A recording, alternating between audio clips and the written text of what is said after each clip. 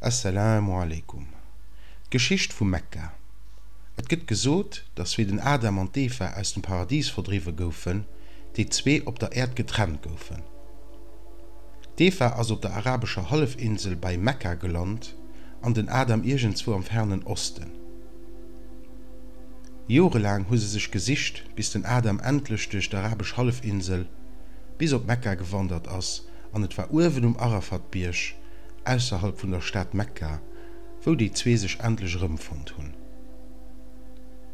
Mekka gëlt als eng wichtige Staat, weil se ass die Eichtplatz op der Erd, wo Gott den Allmächtigen Läng vereiert gouf, also waret och zu Mekka, dat den Ibrahim oder Abraham as se jong Ismail oder Ishmael, Friedesif Martinen, dat eicht Haus fir d'Vereierung vu Gott gebaut hunn. Fir des Tod ze eieren huet den Allmächtigen am Himmel eng ähnlich Struktur fir d'Engle gebaut, an et gëtt gesot, dat alldag net manner wie 70.000 Engelen bei dat Gebäi kommen, fir het Gebiet ze machen.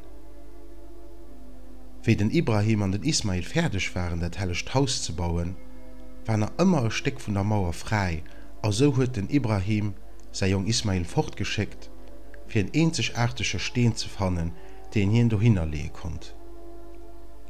Gott den Allmächtigen huet aber bestimmt, dat de letzte Steen, die gelöscht sollt gin, net aus dem Material von dieser Welt sollt sinn, an huet den edle Steen aus dem Paradies gewählt.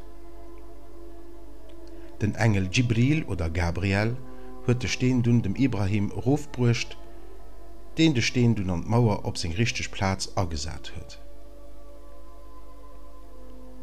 Et gëtt gesot, dat wo de Steen fir d'eicht rofkom ass, ënner senger renger weißer Färf war, awer wennns der Verunrengegung vun dieser Welt an de Sinne vun Mënsch, gouf de Steen lues schwarz. Wie Zeit vergang ass, huet d'Stadt ugefangen sich zu entwickeln durch Mekkaner, also d'Leit vu Mekka, déi de pure Monotheismus gegleeft hunn, also en eenzesche Gott ugebiert hunn. Dis trotz der Tatsache, dat Hinoberen an Ägypten, Mesopotamien an de Levant Götze jahrhundertelang ugebiert hunn. Mit dis Situationun huet sich awer geändert, wie ein Händler entscheet hat, sein Geschäft ausserhalb vu Saudi-Arabien zu feieren. Hin ass vu Mekka aus no Norde gereest, bis hien de Levant, Gegend vum heutesche Libanon, Syrien, Irak, Palästina, Jordanien, erreicht huet. Hin huet do no fir d'éischte Kéier Sache wie moderne Architektur, fortgeschrittene Literatur, an natürlich Praxis vum Götzenobierde gesinn. Den Händler war so beandruckt von all dem, wat hier gesinn hat, dat hier fir zurückgoen op Mekka gefrot huet, ob hien vun den Idolen a Form vu Statu mat heemkind huelen. D'Leit waren d'accord, also huet den Händler se ze summe mat denen andere Wure, mat senger Karawan a Richtung Süden op Mekka mat geholl. Wie den Händler heemkom, huet hien Statu geholl as se direkt fir dat hellecht Haus gesat. Hin huet hun de Leiit zu Mekka gesot, dass dëst lode Gott wie, den sie ze vereieren hunn.